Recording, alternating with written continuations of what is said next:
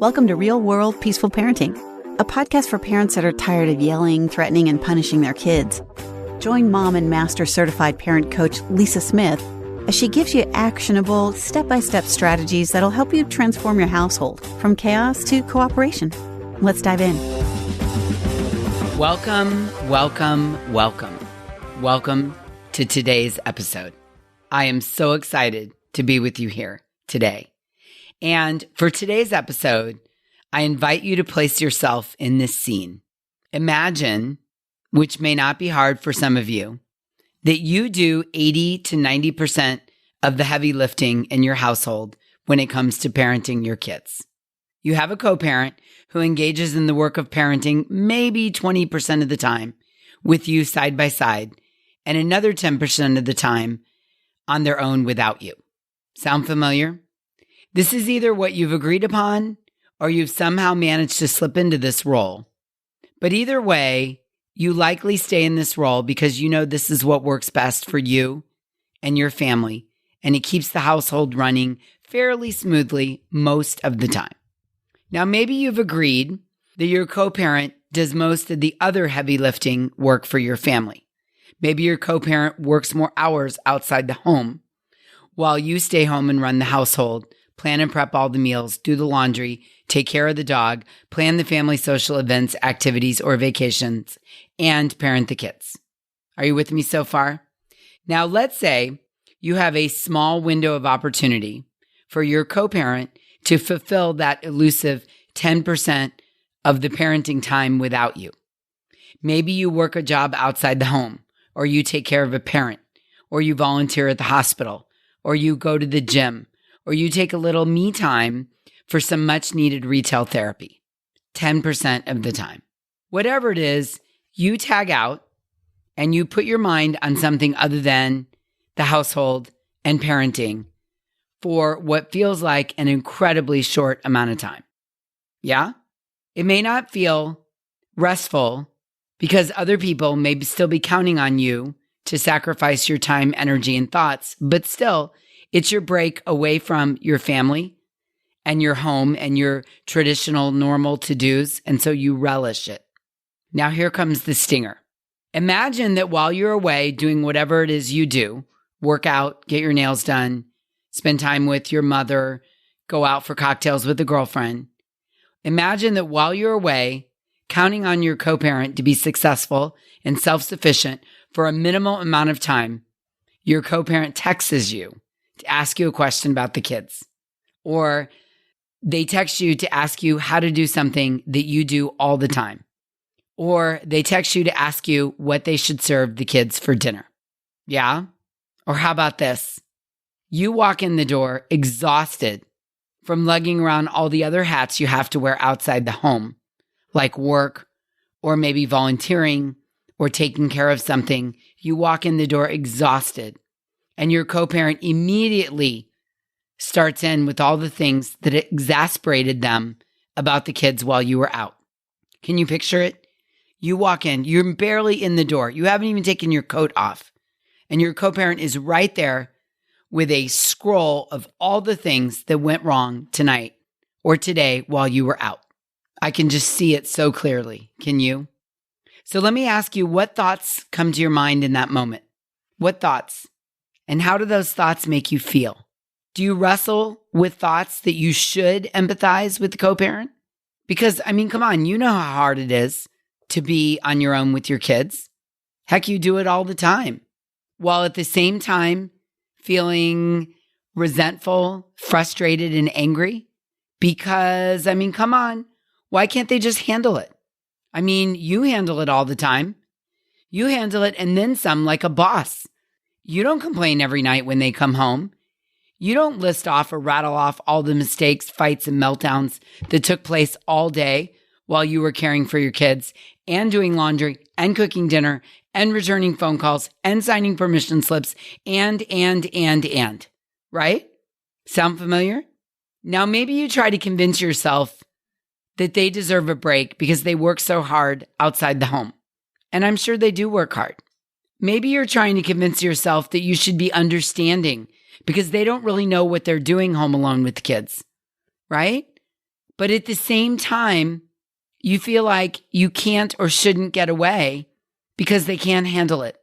And then the guilt sets in for even going out in the first place or taking some me time or doing something else. Oh, I know the story so well. And this is what one frustrated mom told me on a Hive call recently. We dug into this deeply, and I asked her to really question her feelings. She told me, Lisa, I'm trying to have empathy for my husband. I'm trying. And I asked her to check in with herself and really dig down to what was really going on for her. Like really. I asked her, do you really feel bad for your co-parent when you take a 10% break and he buckles to the pressure of having to parent on his own? And she said to me, well, I think I'm supposed to feel bad. I mean, I'm supposed to be there for him and support him. And I know he struggles with the kids while I'm away. So I guess I tell myself I'm supposed to feel bad. But instead of feeling bad and empathy for him, I feel a whole host of other feelings, like frustrated and resentful and angry and disappointed. Now, if you can relate to this, I challenge you to examine this pattern of thoughts. Again, maybe you think you should, or maybe you're working really hard at empathizing with your co-parent, especially if when you get home, they're dysregulated. Your brain wants you to feel bad for them. I mean, you love them and you love your kids. And while you're gone, you want their time together to be rainbows and unicorns. Let's be real. And at the same time, you might be having thoughts that what you really want is your co-parent to figure things out on their own. And here's the kicker. You really, really, really don't want to hear about their parenting struggles when they're spending alone time with the kids 10% of the time and you're alone with them 90% of the time, right? I mean, come on. Just figure things out. I do. So the key to this, the key to unwinding this big old hot mess is to start with being honest with yourself about your own feelings and needs and go from there. Then I want you to hear this. You and your co-parent are two completely different people with completely different skill sets, capable of totally different things. This right here drastically improved my marriage and my ability to co-parent with my husband. So let me say it again. You and your co-parent are two completely different people, capable of totally different things with completely different skill sets. In my marriage, I'm really good at focusing on the tasks and the small details, while my husband is really great at seeing the big picture. And what that translates day to day in our lives is that I can get 10 times the amount of tasks done in a day than he does. And sometimes he overlooks things or doesn't get down into the weeds in the small details because he's always thinking about the big picture. So when he spends his time with our son one-on-one, it looks completely different than the things that get done when I spend time with our son. This is just a fact. We're very different people, capable of different things with different skill sets. And when I realized this, what I was able to do is stop arguing with reality. I stopped expecting him to do the things that I do when I'm home alone with our son. Changing your expectations and understanding that you're completely different people with different skill sets is one of the most helpful things you can do on the path to peacefully co-parenting with your co-parent. So let me say that again. I stopped expecting him to behave or do or execute in the same exact way that I do when I'm home alone with our son. We have to recognize that as co-parents, we have different strengths. And it's an invitation to lower our expectations that our co-parent will meet us strength for strength. It's just not the reality of the situation. And remember, frustration is a gap between expectation and reality. The bigger the gap, the bigger the frustration. So the more I expect my co-parent to be exactly like me while I'm away, the bigger the frustration. I know in my case, my husband is never going to execute the same amount of tasks that I execute when I'm at home, and vice versa. And what I've come to realize is that I can't change the reality of that. We're different people with different skill sets. So if I want to feel less frustration, I have to lower my expectation of how it's going to go when he's running the show here at home while I'm away. The most helpful thing you can do for yourself is to stop arguing with reality and give your co-parent permission, not that they need it from you, but give them permission to struggle while you're away. Oh, right? Hopefully some of you are having light bulbs right now. Let me say it again. The most helpful thing you can do in your co-parenting relationship is stop arguing with reality and give your co-parent permission, not that they need it from you, but give them permission to struggle and do it wrong. And give your kids permission to struggle and storm while you're away. It doesn't mean that they don't love their co-parent. And it doesn't mean the co-parent doesn't love their kids.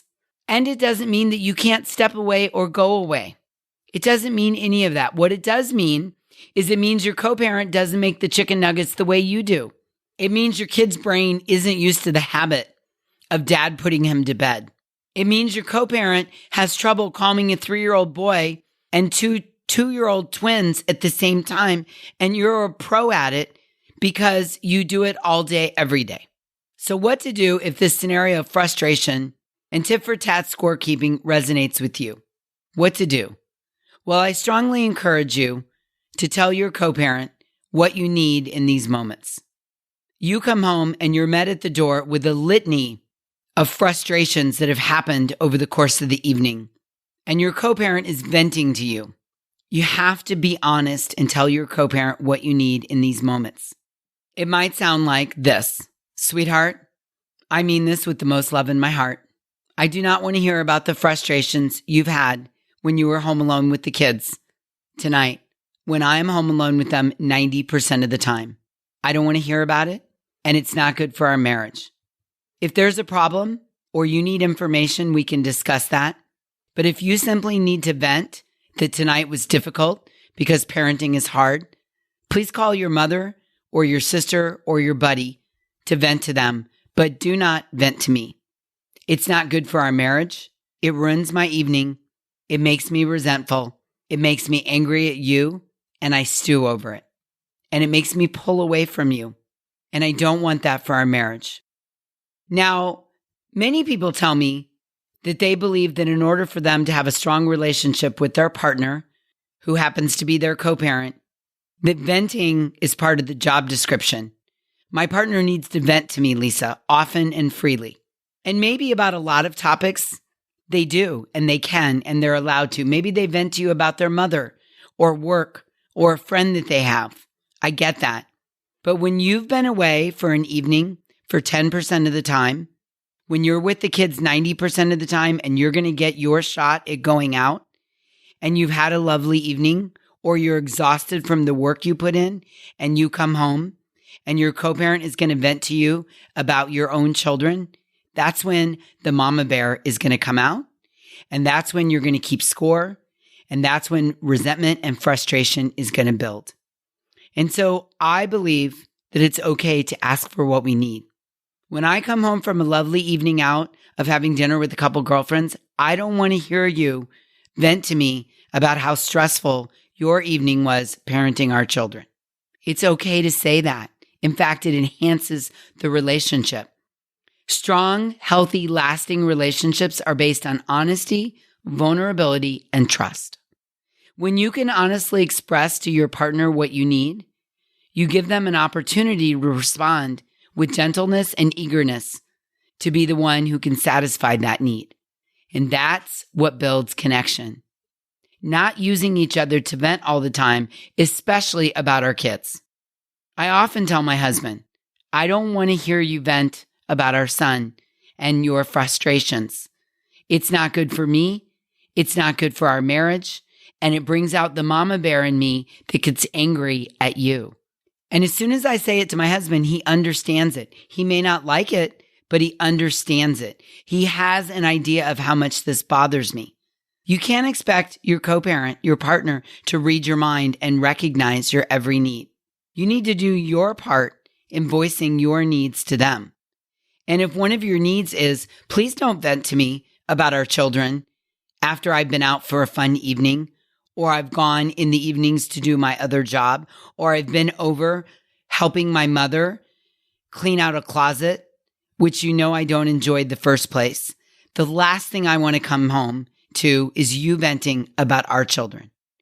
And listen, you can do this in a gentle way when you're both regulated.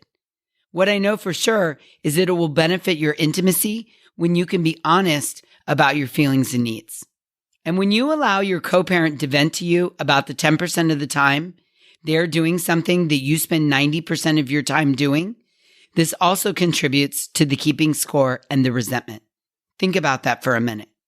And then we fixate on and resent that they're not doing it right. So they feel better, maybe from venting, but now we feel awful. We feel angry. We feel frustrated. We're keeping score. We're mad that they can't do it right.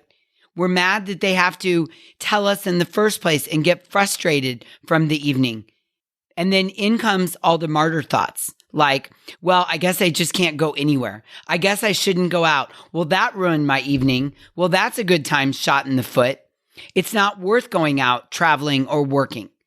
We have these thoughts, and then the guilt sets in, and then the frustration sets in because we can never get away. Are you with me? I know this story. I used to live it. I used to be caught in this cycle of resentment, anger, keeping score, and frustration.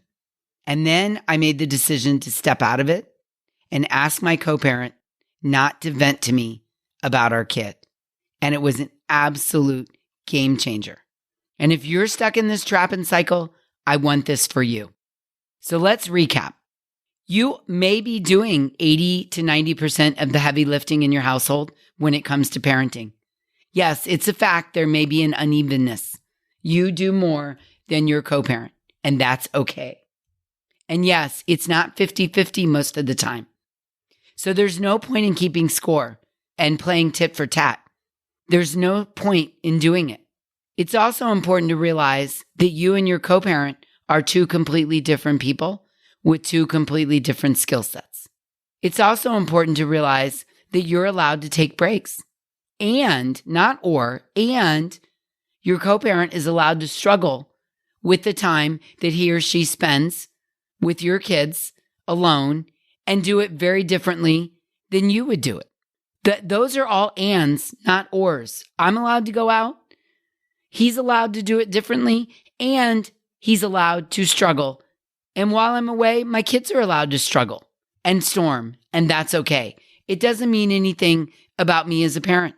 It's also important to realize that while I'm away, my co-parent might experience frustration, dysregulation, and storming, and that's okay. I can go out and expect this so I can manage the gap between the expectation and reality, thus decreasing my frustration. And it's important to realize I don't have to empathize with the struggle, especially if it's not sincere. If you don't really feel empathy, don't fake it. And lastly, I can state what I need to my partner. Like when I come home, I'd love to hear what went well. And if you need to vent about our kids from the evening, find someone else to vent to. Yeah? I hope this is landing.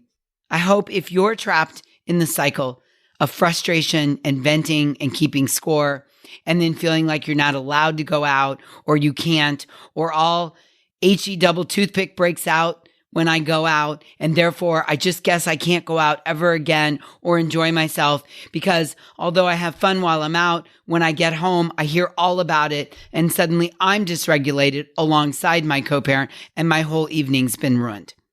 If you're trapped in this cycle, I invite you to step out of it.